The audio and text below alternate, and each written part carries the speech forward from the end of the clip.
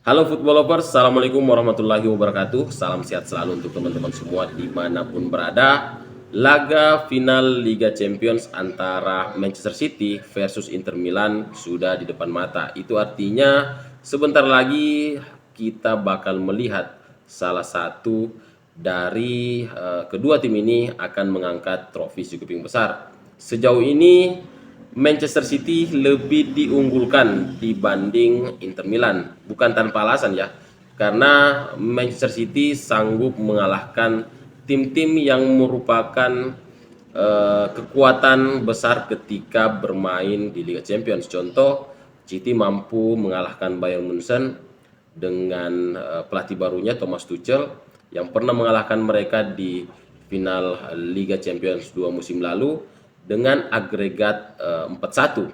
Sementara di semifinal mereka mengalahkan King Eropa atau rajanya Liga Champions yakni Real Madrid dengan agregat 5-1. Jadi wajar jika City diunggulkan. Bukan hanya itu, City juga di musim ini berpeluang meraih treble winners di mana mereka sudah merengkuh dua gelar yakni gelar Premier League yang mereka salib dari The Gunners Arsenal yang bertahan cukup lama di puncak klasemen 248 hari dan akhirnya City keluar sebagai juara.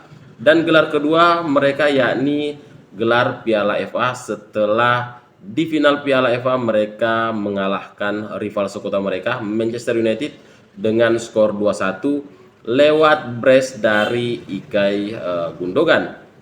Dan bukan hanya itu ya, ketika kita melihat skuad dari Manchester City, saya tidak perlu panjang lebar ya untuk menjelaskan kedalaman skuad dari Manchester City musim ini, di mana mereka adalah tim terbaik dunia saat ini.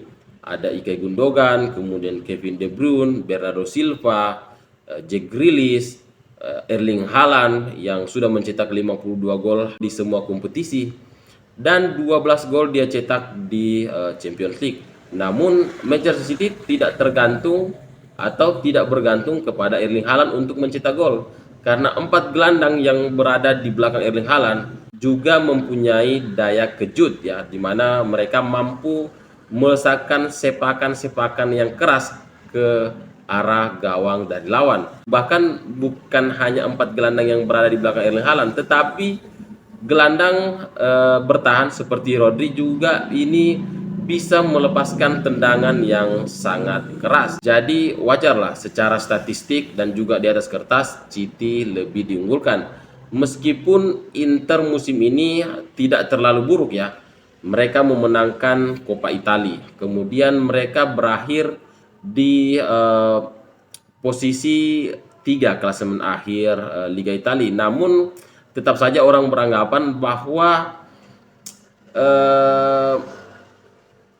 lolosnya Inter ke final Liga Champions musim ini adalah sebuah keberuntungan atau hoki. Tetapi yang perlu kita garis bawahi adalah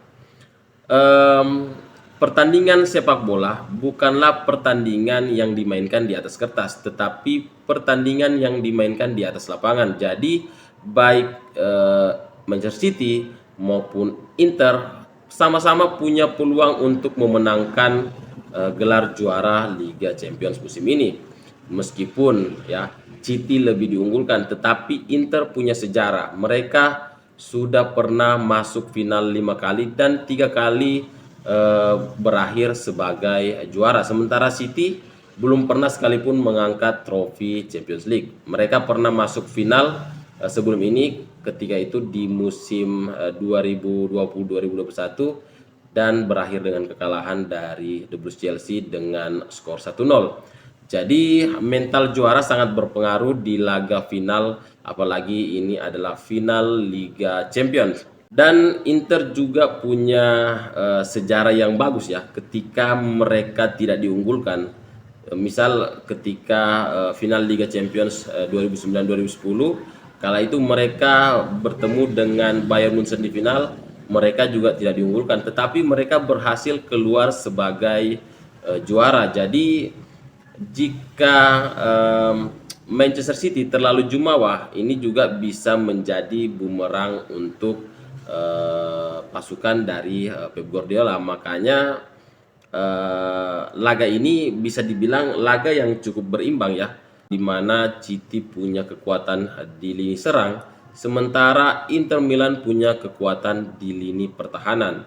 Sama-sama mengusung formasi 3 back, tetapi ada sentuhan yang berbeda baik dari Pep Guardiola maupun Simone Inzaghi. Simone Inzaghi masih memakai formasi 3 back yang ketika bertahan ini masih menggunakan strategi klasik, di mana posisi pemain sayap itu turun ke bawah untuk membantu lini pertahanan. Sementara Pep Guardiola lebih adaptif, di mana formasi 3-2-4-1-nya ini ketika bertahan itu membentuk formasi 4-4-2 dengan Johnston sebagai gelandang hybrid ya. Selain sebagai gelandang bertahan, dia juga sebagai pemain bertahan ketika mendapatkan serangan, di mana dia bisa masuk ke back tengah ataupun fullback, tergantung situasi dan kondisi yang terjadi di atas lapangan. Dan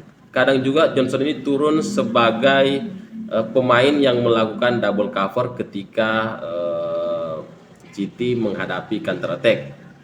Dan tentu laga ini laga yang cukup sulit, laga yang bisa dibilang laga yang harus diantisipasi dengan hati-hati baik untuk Pep Guardiola dan juga Simone Inzaghi, karena sedikit saja lengah dan kebobolan lebih dulu ini bisa berakibat fatal bagi kedua tim, entah itu untuk Inter Milan ataupun untuk Manchester City, karena ketika City unggul duluan maka ini masalah besar untuk pasukan Simone Inzaghi.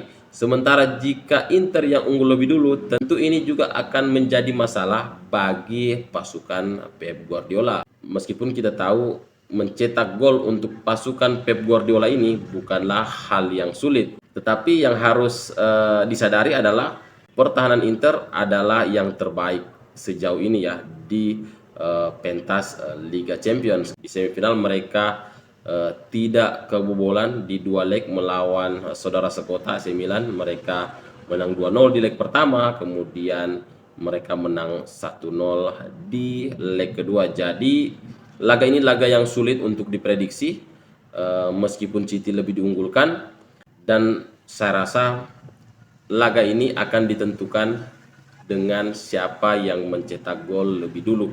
Jadi siapapun yang mencetak gol lebih dulu di pertandingan ini kemungkinan besar bakal menjadi pemenang. Oke, sekian dulu analisa kemungkinan jalannya laga final Liga Champions antara Manchester City versus Inter Milan. Terima kasih sudah menonton sampai akhir. Saya Ilham. Assalamualaikum warahmatullahi wabarakatuh.